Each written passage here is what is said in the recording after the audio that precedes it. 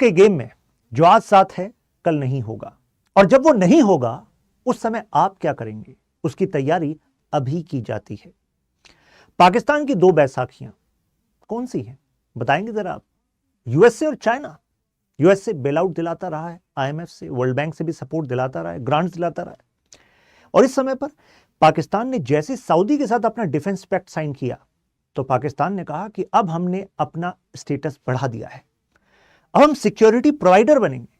उस तरफ यूएसए से स्टेटमेंट आती है कि हमें ना आपके बजट पर ना अब ज्यादा ओवरसाइट चाहिए, मॉनिटरिंग चाहिए कि जो सपोर्ट आपको मिलता है आप खर्च कहां करते हैं। तो वहां से तो इंडिकेशन आ गया है, अपने आप में एक वार्निंग है कि अच्छा सऊदी को हमारे घेरे से बाहर ले जाओगे। अब तक सऊदी हम पर भरोसा करता था सिक्योरिटी के लिए, अब तुम पर करेगा। ज्यादा मजाक नहीं हो गया है।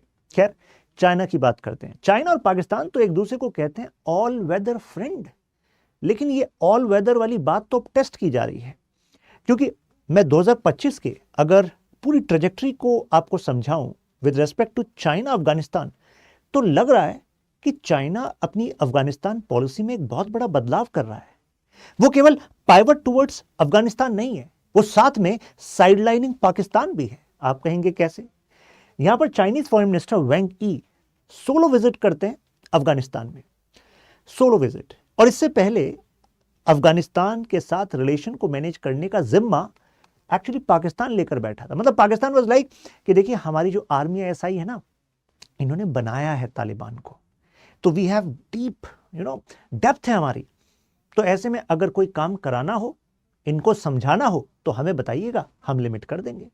तो वो एक समय था कि चाइना भी ये मानकर चलता था कि यार हाँ, अफगानिस्तान में तालिबान आ गया है, और तालिबान तो बना ही कहां है, अरे भाई साहब पाकिस्तान के बॉर्डर्स के अंदर रहकर बना है, वहीं से तो इन्होंने वहां की डेमोक्रेटिक गवर्नमेंट को उखाड़ा है। तो बात तो सही है, पाकिस्तान आप तो यार मीडिएटर हो, लेकिन यहां अब पाकिस्तान को साइडलाइन कर दिया गया है, क्योंकि इनकी खुद आर्मी आईएसआई के इस समय खिलाफ चल रहा है तालिबान। प्लस अगस्त 2025 में ही एक ट्राइलेटरल मीटिंग होती है। ट्राइलेटरल का मतलब ये तीनों बैठते हैं, यानी कि तालिबान, चाइना और पाकिस्तान, और इसमें भी कुछ नया काम हो जाता है। चाइना खुलकर क्रिटिसाइज करता है पाकिस्तान को, और पाकिस्तान कह रहा होगा कि यार ये बात ना कमरे में ही रह जानी चाहिए, बाहर नहीं जानी चाहिए, मतलब ऐसा नहीं होना चाहिए। लेकिन देखिए ये ट्राइलेटरल टॉक्स हैं, तो हालांकि उन बातों को बहुत ही डिप्लोमेटिक वे में रखा तो जाता है, लेकिन क्लियर कट अगर ये क्रिटिसाइज कर रहा है कि आपको रेस्पेक्ट करना चाहिए तालिबान की सॉवरेनिटी को, तो यार ये सीधे सीधे सिग्नलिंग किस पर है? पाकिस्तान पर है कि पाकिस्तान तुम क्या कर रहे हो? 2023, 2024, अब 2025 आ गया है, तुम अफगानिस्तान के अंदर वाले एरियाज में अटैक कर रहे हो। अब पाकिस्तान का कहना है ये तो हम अपनी सुरक्षा के लिए कर रहे हैं ना, वो तालिबान पनाह देकर बैठा है, तहरीके तालिबान पाकिस्तान को, टीटीपी को, तो हमें अपनी सुरक्षा के लिए करना पड़ेगा। चाइना कह रहा है कि हमें तुम्हारा लहजा पसंद नहीं आया, तुम ये नहीं समझ रहे कि इसके अंदर हम क्या क्या खो बैठेंगे। अरे मल्टी फैसेटेड रिलेशनशिप है हमारा अफगानिस्तान के साथ इस समय, एंड पाकिस्तान भी लाइक तुम्हारा मल्टी फैसेटेड हमें साइडलाइन करके कैसे बन गया। अब इसी बात को हम इस वीडियो में समझने वाले हैं, इस एनालिसिस में समझने वाले हैं। पहली बात तो इन्होंने कहा है कि तालिबान की सॉवरेनिटी को प्रोटेक्ट करो, और अफगानिस्तान पर अब तुम थोड़ा साइड हो जाओ, अफगानिस्तान के साथ जो रिलेशनशिप हमें रखनी है हम रखेंगे। चाइना पाकिस्तान इकोनॉमिक कॉरिडोर, मतलब चाइना को अगर अपने वेस्टर्न पार्ट को कनेक्ट करना है इंडियन ओशन से, तो वो किसके भरोसे बैठा था? ग्वादार के। ग्वादार पर तो काम होने नहीं दे रहा। कौन? BLA, Balochistan liberation army. और याद करो अभी अभी बीएलए को इन्होंने यूनाइटेड नेशन में रेजोल्यूशन रखा था कि इसको आतंकवादी संगठन बनाएंगे, डिक्लेयर कराएंगे, लेकिन हुआ क्या? वहां पर डिक्लेरेशन रिजेक्ट हो गया, वीटो कर दिया यूएसए ने। तो यूएसए भी डबल गेम खेल रहा है, कभी बीएलए को कहता है टेररिस्ट है, फिर वहां पर रेजोल्यूशन को सपोर्ट नहीं करता। तो एक तरीके से वो चाह रहा है कि भाई ये प्रॉब्लम यहां पर बनी रहे। तो चाइना कह रहा है कि यार सही में, तो अगर ये बीएलए यहाँ ग्वादार पोर्ट पे काम नहीं करने देगा तो हम तुम्हारे भरोसे थोड़ा ना रहेंगे पाकिस्तान, हम अफगानिस्तान का रास्ता अपना लेते हैं। याद करो ब्रिक्स प्लस में कौन इस समय प्रोमिनेंटली चाइना के करीब आ रहा है? ईरान। और ईरान का बॉर्डर किससे कनेक्ट होता है? अफगानिस्तान। और अफगानिस्तान का बॉर्डर किससे कनेक्ट होता है? चाइना। तो मुझे बताओ, अगर इंडियन ओशन में आना है तो पाकिस्तान के भरोसे क्यों रहना है? पाकिस्तान को साइड करके अफगानिस्तान ईरान के थ्रू भी तो आया जा सकता है। तो चाइना अब उस स्ट्रेटजी पर भी सोच रहा है, जिससे इस समय जो पॉलिसी सर्कल्स हैं पाकिस्तान के वो सोच रहे हैं कि सीपैक में इतनी उधारी कराकर इसको ऐसे तो ना छोड़ जाओगे। चाइना कह रहा है नहीं, ऐसे छोड़ेंगे नहीं, रुको। खैर, तो चाइना की जो पॉलिसी आपको नहीं लगता प्रैग्मेटिक है? प्रैग्मेटिक, ये जो मैंने आपको एग्जांपल दिया प्रैग्मेटिक है। प्रैग्मेटिक का मतलब तो प्रैक्टिकल है। इसमें इकोनॉमिक एंगल भी है और इसमें सिक्योरिटी एंगल भी। सिक्योरिटी एंगल अभी आपको पता लगेगा। पहले तो समझिए कि चाइना अफगानिस्तान को कैसे देखता है। याद है आपको कोल्ड वॉर वाला समय, यूएसए और यूएसआर के बीच में, और उस समय अफगानिस्तान की कम्युनिस्ट सरकार को बचाने के बहाने आ जाता है यूएसएसआर और फिर वहीं रह जाता है यूएसएसआर। अब यूएसआर को पुशबैक करने के लिए मुजाहिदीन को खड़ा किया जाता है। उनको खड़ा करने वाले थे कौन? यूएसए और पाकिस्तान। और इस बहाने इन्होंने इतना कॉन्फिडेंस दे दिया आतंकवादियों को कि यार तुम सुपर पावर को हरा सकते हो, बैकफुट पर कर दिया। और वहीं से फिर जन्म होता है तालिबान का। अब मुद्दा ये है, उस समय के टाइम को ये ऐसे ऑब्जर्व कर रहा था कि यूएसएसआर अगर गया तो Taliban became an empty bowl, यानी कि स्टेबिलिटी वो खुद नहीं ला पाएगा, उसे किसी बड़ी पावर का सपोर्ट चाहिए, और आसपास कोई बड़ी पावर है नहीं। और उसके बाद तो खुद अफगानिस्तान के रिश्ते खराब हो गए, तालिबान के रिश्ते खराब हो गए यूएसए के साथ, फिर यूएसए को आना पड़ा यहाँ पर। तो उसको लग रहा है कि शायद अब दोबारा से अफगानिस्तान वो एम्प्टी बाउल ही है। जब से यूएसए वहां से गया है तो कोई बड़ी ताकत अभी तक अफगानिस्तान को वैसे सपोर्ट नहीं कर पाई है जैसा सपोर्ट इस समय तालिबान ढूंढ रहा है। तो क्या चाइना इस समय वो सपोर्ट बन सकता है? चाइना कह रहा है कि ये वो तालिबान नहीं है जो 1990s का था, जिसको दुनिया आतंकवादी संगठन कहती थी। अब ये तालिबान बदल गया है, पहले जैसा नहीं रहा। हमने कहा भाई पहले जैसा क्यों नहीं रहा? इन्होंने कहा ये तालिबान अब एक सेंट्रलाइज्ड अथॉरिटी है, यहां पर ये स्टेबिलिटी ला सकता है। हमने कहा स्टेबिलिटी कैसे? लोगों की लाइफ में लाएगा कि नहीं लाएगा? तो इनका कहना है लोगों की लाइफ में लाए ना लाए, हमारे प्रोजेक्ट्स के लिए तो लाएगा। देखिए Carnegie endowment, famous think tank, ये खुद कह रहा है कि ये तालिबान 2.0 है, ये स्टेबिलिटी वाकई प्रोवाइड कर सकता है। लेकिन यहां पर चाइना कह रहा है कि हाँ हमारे प्रोजेक्ट्स के लिए दे दे। चाइना की इकोनॉमिक इंटरेस्ट देखिए, आपको याद है एक यूएस का जियोलॉजिकल सर्वे आया था विद रेस्पेक्ट टू अफगानिस्तान। वो कह रहा था कि करीब $1 ट्रिलियन के रिसोर्सेज हैं अफगानिस्तान में। और आप सरप्राइज हो जाएंगे कि क्या क्या रिसोर्सेज हैं, अभी बताऊंगा आपको। मतलब मुझे तो लग रहा था कि इस वीडियो का टाइटल एक हम ये भी रख सकते हैं कि Afghanistan can become next Saudi in context of lithium. आप कहेंगे ऐसा कैसे सर, लिथियम के लिए तो हम बोलीविया को जानते हैं। आप बोलीविया को जानते हैं क्योंकि अफगानिस्तान को अभी नहीं जानते। अफगानिस्तान में एक्सप्लोरेशन में जो इन्वेस्टमेंट होना चाहिए था, एक्सट्रैक्शन में जो इन्वेस्टमेंट होना चाहिए था, वो अभी हुआ नहीं है इतना, इस वजह से ऐसा है। नहीं तो $1 ट्रिलियन वर्थ वो रिपोर्ट कह रही थी। जो रीसेंट रिपोर्ट है उसका कहना है कि अगर नए असेसमेंट को देखें प्लस मार्केट वैल्यू को देखें तो ये रिजर्व्स करीब $3 ट्रिलियन के हैं। तो बताइए चाइना को एक बात चमकेगी कि नहीं चमकेगी? Yes, we should invest, right. तो ईवी हो, टेक सेक्टर हो, हर जगह यहां पर मतलब ल्यूक्रेटिव है। देखिए लिथियम डिपॉजिट, मैं क्यों कह रहा था, कहा जा रहा है कि बोलीविया से ज्यादा बड़े डिपॉजिट्स हो सकते हैं यहां पर अफगानिस्तान में। और कॉपर, ये देखिए मेजर पार्ट यहां पर कॉपर दिखेगा आपको। हाई क्वालिटी आयरन माइंस, ये देखिए हजीगक आयरन डिपॉजिट्स यहां पर, ये वाली जगह है। ऐसी एनक कॉपर माइन, यहां पर तो चाइना का इन्वेस्टमेंट है ही। इसके अलावा गोल्ड, कोबाल्ट, नियोबियम, मोलिब्डेनम, तो मतलब ऐसे रिसोर्सेज हैं जो आपको मैग्नेट और अदर जो टेक सेक्टर में आपको इनपुट्स चाहिए वहां पर काम आएंगे।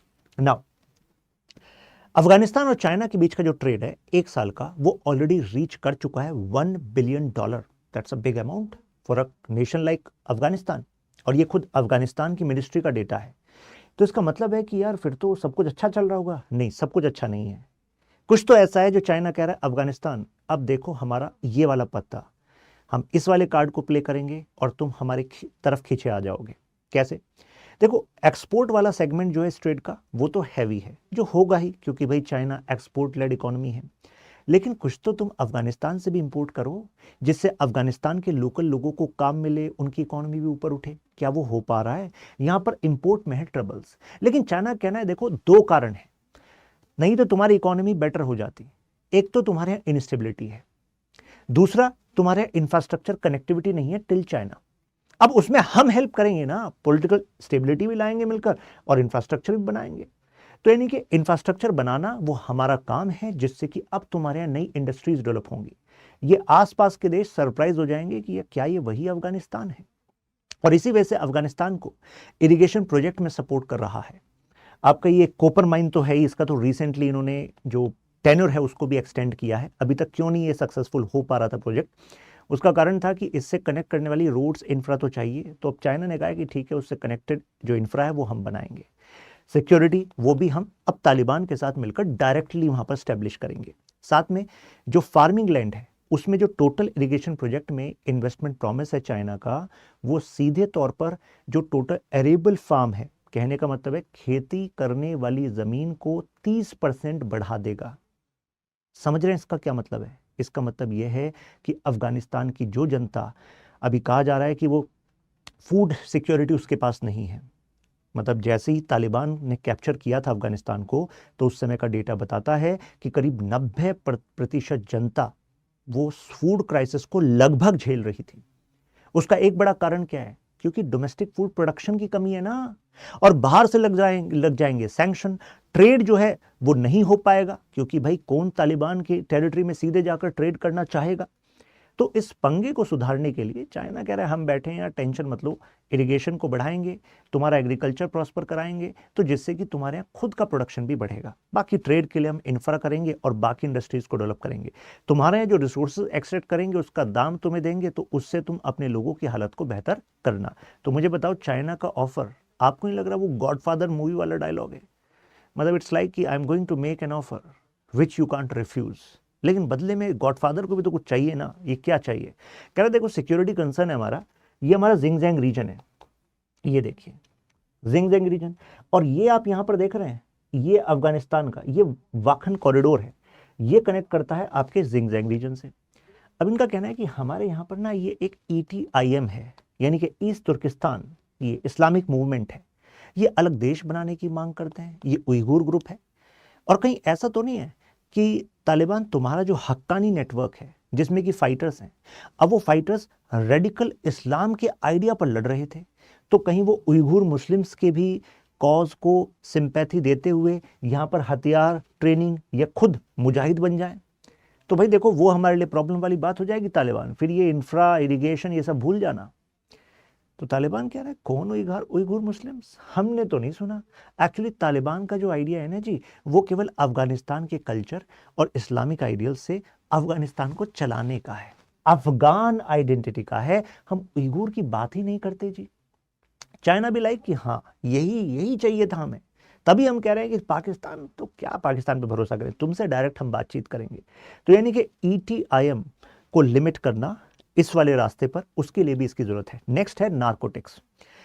UNODC, यूनाइटेड नेशंस एजेंसी, उसका कहना है कि मेजॉरिटी ऑफ जो इलिसिट ओपियम है वो दुनिया में कहां पर बनती है? अफगानिस्तान में। और वो सबसे बड़ा उसका कॉरिडोर कि जिससे वो जाती है वो पोरस बॉर्डर से जाती है, और जहां पर मिलिटराइजेशन ज्यादा होता है, मैं किसकी बात कर रहा हूं? टेररिस्ट का, उस रास्ते से जाती है। और आप सबको पता है ETIM हो या तालिबान हो, हर किसी को, जो भी टेररिस्ट ऑर्गेनाइजेशंस होती हैं, ड्रग ट्रेड उनके लिए ल्यूक्रेटिव है, क्योंकि उसके लिए मतलब पैसा उसी से बनता है ना, क्योंकि वो तो पैरेलल इकोनॉमी की तरह चलता है। नाउ BRI और रीजनल कनेक्टिविटी इसमें बहुत काम आ सकता है इनके, ये तालिबान। कैसे? एग्जांपल देता हूं। ये मैप देख रहे हैं आप, इस मैप में यहां पर है स्ट्रेट ऑफ हॉर्मुज। चाइना चाहता है कि साउथ चाइना सी में ना ये वेस्टर्न पावर्स और ये इंडिया, ये सब मिलकर ना पार्टनरशिप करके हमें यहाँ पर कंस्ट्रेन करने की कोशिश कर सकते हैं, साउथ चाइना सी में और ईस्ट चाइना सी में। तो क्यों ना हम ऐसा करें कि हम इस मलक्का स्ट्रेट पर अपनी डिपेंडेंस को डिक्रीज कर दें। हमने कहा भाई कैसे करोगे?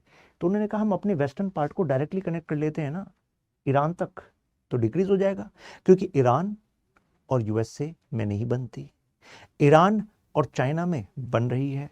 तो क्यों ना हम ऐसा करें कि पाकिस्तान के रास्ते अगर बनाने में दिक्कत है तो यहाँ पर ईरान के रास्ते आ जाएं।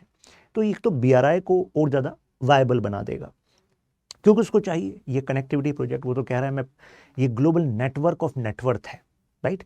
तो काबुल के साथ जो अभी ट्रायलेटरल मीटिंग है उसका एक एजेंडा ये भी था। ये है वो वाखन कॉरिडोर जिसकी मैं बात कर रहा था, दिस कॉरिडोर। ये जो वाखन कॉरिडोर है ना, ये हेवन है मिलिटेंट्स का, नार्कोटिक स्मगलिंग का। तो जाहिर सी बात है कंसर्न होगा कि नहीं होगा। देखिए UNODC का डेटा बता रहा हूँ, 80% से ज़्यादा इलिसिट ओपियम जो है इसी जगह पर बनती है। अफगानिस्तान वाला, तो जाहिर सी बात है यहाँ पर कुछ ना कुछ तो करना पड़ेगा। ये देखिए वैंग यी और जो इनके सिराजुद्दीन हक्कानी है इंटीरियर मिनिस्टर, इनके बीच में बातचीत हुई है। इनका कहना है हम ज्वाइंट पेट्रोलिंग करते हैं। ज्वाइंट पेट्रोलिंग का मतलब होता है कि वाखन कॉरिडोर पर अब सुरक्षा का जिम्मा तालिबान और चाइना मिलकर लेगा, जिससे कि इस एरिया से नारकोटिक्स नहीं और ना ही उइगुर मुस्लिम्स को सपोर्ट मिल पाएगा। तो देख रहे हैं कमाल का मतलब स्ट्रेटजी इन्होंने बनाया है। खैर अब अल्टीमेटली जो छाबार वाला एंगल है, लेकिन उसको कैसे साधोगे आप कहेंगे, मतलब चलो तुमने अफगानिस्तान के थ्रू, जैसे चाइना पाकिस्तान इकोनॉमिक कॉरिडोर है, इस पर भी फोकस रखा, इन्वेस्ट हुआ है भाई, लेकिन इस पर डिपेंडेंस को डिक्रीज करके आपने चाइना अफगानिस्तान इकोनॉमिक कॉरिडोर की सोची। तो वो कॉरिडोर कहां से जाएगा? वाखन कॉरिडोर से होता हुआ अफगानिस्तान और फिर ईरान से कौन से पोर्ट पर? छाबार पर। लेकिन छाबार के जो 2 मेजर टर्मिनल हैं, उन टर्मिनल को ऑपरेशनलाइज करने का कॉन्ट्रैक्ट तो किसके पास है? इंडिया के पास है। तो भाई वहां तो तुम्हारी बात नहीं बनेगी, तो क्या करोगे फिर? तो ये कह रहे हैं कि देखो जब तक वहां पर अपनी बात बने तो कम से कम ये वाला चीज ओपन कर देते हैं। ये है वक्सिर पास। चाइना और अफगानिस्तान में अगर ये पास ओपन हो जाए तो वो जो चाइना अफगानिस्तान इकोनॉमिक कॉरिडोर है वो भी यहां से स्ट्रीट फास्ट हो सकता है, ट्रेड यहां से बढ़ सकता है, राइट। तो ये इनकी स्ट्रेटजी है। और दूसरा रही ये वाली बात कि शाहिद कलंतरी और शाहिद बेश्ती, क्योंकि ये 2 मेन सेक्शन है छाबार के जो एक्चुअली इंडिया चलाता है, 10 साल का हमारे पास एग्रीमेंट है। तो चाइना कह रहा है क्या संभव नहीं है, पैसे से सब संभव है। क्या करा इन्होंने कहा देखो छाबार का तो चलो इंडिया का जिम्मा आपने दे दिया, लेकिन छाबार से कनेक्ट करते हुए जो आपको रोड चाहिए, जो आपको रेल का नेटवर्क चाहिए, उसमें चाइना इन्वेस्ट करेगा। चाइना ने प्रॉमिस किया इन्वेस्टमेंट ऑफ अराउंड $400 बिलियन। तो इसका मतलब ये है, क्या पॉसिबिलिटी ये भी बन सकती है जैसे Russia India China coming together, तो क्या ये भी पॉसिबिलिटी बन सकती है कि इंडिया कहे कि देखो रशिया इंडिया चाइना आ तो जाएंगे साथ में, लेकिन हम वो नहीं बर्दाश्त करेंगे कि आप पाक ऑक्यूपाइड कश्मीर से चाइना पाकिस्तान इकोनॉमिक कॉरिडोर लेकर जाओगे, क्योंकि वहां बलूचिस्तान उसको वैसे भी बनने नहीं देगा। तो ऐसा करो तुम पाकिस्तान को थोड़ा साइड करो और तुम्हें जो छाबार से एक्सेस चाहिए वो हम देंगे, और बदले में इस छाबार और इस इंफ्रास्ट्रक्चर का इस्तेमाल जो इंडिया को चाहिए कि हम ईरान अफगानिस्तान और उसके रास्ते सेंट्रल एशिया की मार्केट में अपने प्रोडक्ट्स को पुश कर सकें, सेंट्रल एशिया के साथ बेटर कनेक्टिविटी कर सकें, उसमें चाइना और Russia you should align with India. तो क्या एक ऐसी पॉसिबिलिटी फ्यूचर में बन सकती है? क्योंकि पॉसिबिलिटीज इसी तरीके से बनती हैं, राइट। अब विनिंग ओवर तालिबान, अब तालिबान को जीतने के लिए क्या कर रहा है चाइना? चाइना ने कहा कि देखो तालिबान, जब वेस्टर्न नेशंस ने अपनी एम्बेसीज को क्लोज कर दिया था ना, जब तुमने सरकार अपनी बनाई थी, काबुल की सरकार को हटाया था, तो देखो चाइना था उसने अपनी एम्बेसी को बंद नहीं किया था। तो अफगानिस्तान कहेगा वो नहीं, मुझे अब बताओ क्या करोगे मेरे लिए? तो चाइना कह रहा है हम यूनाइटेड नेशन में एससीओ में अपील कर रहे हैं कि अफगानिस्तान की सरकार के जो एसेट्स फ्रीज किए हुए हैं वेस्टर्न पावर्स ने, सैंक्शंस लगे हुए हैं ना, तो उनको डिफ्रीज करें, मतलब उनको हटाए फ्रीज को। कहने का मतलब है वो अफगानिस्तान की सरकार का पैसा है, अगर वो किसी और देश में इन्वेस्टेड है तो उस पैसे को दिया जाए, क्योंकि कहीं जो ग्रांट्स मिलते थे तो वो ग्रांट्स जो हैं कहीं फॉरेन अकाउंट्स में रखे जाते थे कि वहां से वो फिर खर्च होते रहेंगे अफगानिस्तान की सरकार के लिए, लेकिन वो फ्रीज हैं। तो फ्रीज हैं तो भाई उसको हटवाने के लिए चाइना अपील कर रहा है। तो अफगानिस्तान तालिबान कहेगा हाँ ये तो काम की बात कर रहे हो, और बताओ क्या करोगे? तो इनका कहना है कि देखो एससीओ में एक मुद्दा है सेंट्रल एशिया के साथ साथ अफगानिस्तान का और टेररिज्म का इशू। तो हम क्या करेंगे, हम वहां पर तुम्हारे लिए मतलब की पार्टनर होंगे, एक तरीके से तालिबान को लेजिटिमेसी जो वहां पर दिलवानी है हम दिलवाएंगे। तालिबान कहेगा ये तो बात ठीक है कि आपकी डिप्लोमेसी, आपकी जो डिप्लोमेटिक ऑफिस है वो फंक्शनल है, ये भी ठीक है, आप हमारे एसेट्स को मतलब फ्री कराने के लिए एफर्ट कर रहे हो, हमें लेजिटिमेसी दिलाने के लिए एफर्ट कर रहे हो, लेकिन आपने हमें फॉर्मल स्टेटस नहीं दिया अब तक चाइना। तो चाइना कह रहा है कि देखो कुछ बात फंक्शनल डिप्लोमेसी वाली रखनी चाहिए, उसको ना डी ज्यूरे मत करो। डी ज्यूरे का मतलब होता है उसको ना भी लीगली मत कराओ। ऐसा क्यों? क्योंकि अभी भी ना तालिबान के खिलाफ कई सैंक्शंस लगे हुए हैं, तो ऐसे ऑर्गेनाइजेशन के साथ फंक्शन तो बाकी देश भी कर रहे हैं, रिलेशंस बाकी देश भी रख रहे हैं, लेकिन अगर आपको ऑफिशियल स्टेटस उसको देना है, ऑफिशियल लेजिटिमेसी देनी है, तो कहीं ऐसा ना हो कि ये मूव आपके लिए कुछ इंटरनेशनल प्लेटफॉर्म्स पे बैकफायर कर जाए। तो चाइना वहां पर कॉशियस भी चल रहा है। अब सॉफ्ट पावर कल्चर का इन्फ्लुएंस देखिए चाइना क्या कर रहा है। अफगानी स्टूडेंट्स को कह रहा है कि अरे आप स्कॉलरशिप हम दे रहे हैं आपको, आप चाइना पढ़ने आइए। इससे क्या होगा? आपको नहीं लगता कि फ्यूचर के अफगानिस्तान की जो एलीट है वो जब उसको पढ़ाई चाइना रहा है, अपने देश में रखेगा, पढ़ाएगा, अपने तौर तरीके सिखाएगा, तो आपको नहीं लगता एक गुडविल, एक टिल्ट जो है इस फ्यूचर के अफगानी एलीट का, वो चाइना की तरफ जाएगा? बिल्कुल जाएगा। देखिए, इंडिया और अफगानिस्तान के already people to people exchange strong हैं। उसका एक बड़ा कारण ये भी कि हम भी स्कॉलरशिप देते हैं, कितने सारे अफगानी स्टूडेंट्स इंडिया में पढ़ते हैं, रहते हैं, जॉब भी करते हैं, राइट। प्लस जो चाइना का जो स्टेट मीडिया है वो माहौल बनाता रहता है कि कैसे हम ह्यूमैनिटेरियन एड दे रहे हैं, उसी को प्रोजेक्ट किया जाता है। तो ये एंगल वो यहां पर खेल रहा है। नाउ पाकिस्तान स्पॉइलर कैसे है? देखो, पाकिस्तान के लिए चाइना को लगता है कि तुम ना एक्चुअली कॉन्फ्लिक्ट को प्रायोरिटी दे रहे हो बिफोर इकोनॉमी। और जिस भी देश ने ऐसा किया है कि geopolitics before geoeconomics in present time, वो फेल हुआ है। आप कहेंगे कैसे? क्योंकि पाकिस्तान ने चाइना के प्लेन्स का इस्तेमाल करके अटैक कहां करा? तालिबान रूल्ड अफगानिस्तान में। J-17 का इस्तेमाल कर रहा है। तो इनका कहना है कि इस तरीके से तुम पता है क्या कर रहे हो, चाइना का तुम्हारे आपस के डिस्प्यूट में मीडिएटर होने का स्टेटस भी ले लोगे तुम। क्योंकि फिर तालिबान कहेगा भाई तुम्हारे वेपनरी, तुम्हारे मॉडल प्लेन, उनका इस्तेमाल अगर पाकिस्तान हमारे खिलाफ कर रहा है तो हम चाइना को कैसे मान ले कि वो न्यूट्रल होगा? तो चाइना को अगर अपने आप को न्यूट्रल शो करना है तो कुछ मुद्दों पर आपको नहीं लगता, जब दो लोगों की लड़ाई हो रही है और एक पर जो तीसरा है उस पर आरोप है कि तुम तो एक के साथ हो, तो वो क्या करेगा? वो कहेगा अच्छा तुम इसके साथ मान रहे हो मुझे, वो उसी को क्रिटिसाइज करेगा, जिससे प्रूव हो कि देखो मैं इसके साथ हूं नहीं। और वाकई इससे नुकसान हो रहा है पाकिस्तान के इन एक्टिविटीज से। चाइना का कहना है कि देखो I believe in engagement, cooperation, जहां पर इतने रिजर्व्स हो, जहां पर आपका ट्रेड रूट हो, उसके साथ पंगा नहीं लिया जाता। प्लस तालिबान, तहरीक तालिबान पाकिस्तान और बलूचिस्तान, तो टीटीपी और बलूचिस्तान की जो liberation army already in projects पर अटैक कर रही है, इन प्रोजेक्ट्स के लिए मुश्किल पैदा कर रही है। तो वो पाकिस्तान से कह रहा है भाई तुम खुद तो कुछ कर नहीं पा रहे, और जो इनको समझा सकता है टीटीपी को, तालिबान, उसके साथ तुम कॉन्फ्लिक्चुअल रिलेशन में आ रहे हो। ये किस बात की बेवकूफ़ी है? इससे हमें हमारे सीपैक प्रोजेक्ट्स को तो नुकसान होगा ना, ट्रेड एंड ट्रांजिट। अब जैसे एग्जांपल देता हूं, पाकिस्तान और तालिबान में जो रिश्ते खराब चल रहे हैं कुछ जगह पर, मतलब इसी टीटीपी के इशू के लेकर, बीच बीच में ये अपना बॉर्डर क्लोज कर देता है पाकिस्तान तालिबान के लिए। अब इससे क्या होता है कि चाइना पाकिस्तान इकोनॉमिक कॉरिडोर के लिए जो बिल्डिंग मटेरियल आता है वो अफगानिस्तान वाली साइड से भी आता है, ऐसे ट्रेड एंड ट्रांजिट चलता है। अब वो जो बिल्डिंग मटेरियल है वो रुक जाता है वहां पर, तो इससे सीपैक को नुकसान होगा कि नहीं होगा? ये भी नुकसान होगा। प्लस अफगानिस्तान का कहना है कि जनाब डेली का $100,000 का नुकसान हो रहा है, क्योंकि ये पाकिस्तान बीच बीच में बॉर्डर क्लोज कर देता है। हमारे यहाँ तो एसेंशियल गुड्स की भी किल्लत हो जाती है। तो बताइए, अगर एसेंशियल गुड्स की किल्लत होगी तो जो पॉपुलेशन अफगानिस्तान की है उसके लिए पाकिस्तान के लिए गुडविल आएगी, हेट आएगी? अरे भाई साहब, हेट आएगी, है कि नहीं? तो ये एंगल भी है यहाँ पर। इस वजह से वो कह रहा है कि भाई तुम्हें तो ऑफलोड करना पड़ेगा, तुम पर भरोसा नहीं कर सकते अभी पाकिस्तान, तुमसे नहीं हो पाएगा। पाकिस्तान का हार्डलाइन अप्रोच है, क्योंकि पाकिस्तान ना आइडियोलॉजी, मिलिट्री, इसका इस्तेमाल कर रहा है, और चाइना कहता है हम नॉन इंटरफेरेंस, रेस्पेक्ट, पैसा, इसका इस्तेमाल करेंगे। तो देखते हैं अब आगे क्या करेंगे। तो चाइना क्या इस समय डिच कर रहा है पाकिस्तान को? तो हम कहेंगे कि चाइना पाकिस्तान पर अपनी डिपेंडेंस को कम करना चाहता है, सीपैक वाले रास्ते पर के अलावा भी अल्टरनेटिव चाहता है। सीपैक में इतना इन्वेस्टमेंट हो चुका है कि वो एकदम से डिच नहीं कर सकता, लेकिन हाँ, अगर अफगानिस्तान ईरान वाला रास्ता उसको इंडियन ओशन में एक्सेस देगा तो डेफिनेटली पाकिस्तान के इकोनॉमिक फ्यूचर के लिए ये बहुत बड़ी ट्रेजेडी होगी, क्योंकि वो ऑलरेडी इन हाई डेट, और वो डेट को पे नहीं कर पा रहा, ऑलरेडी आपको पता है बेल आउट पे चल रहा है। एससीओ का इस्तेमाल कर रहा है वो तालिबान को लेजिटिमाइज करने के लिए, प्रो तालिबान नैरेटिव के लिए।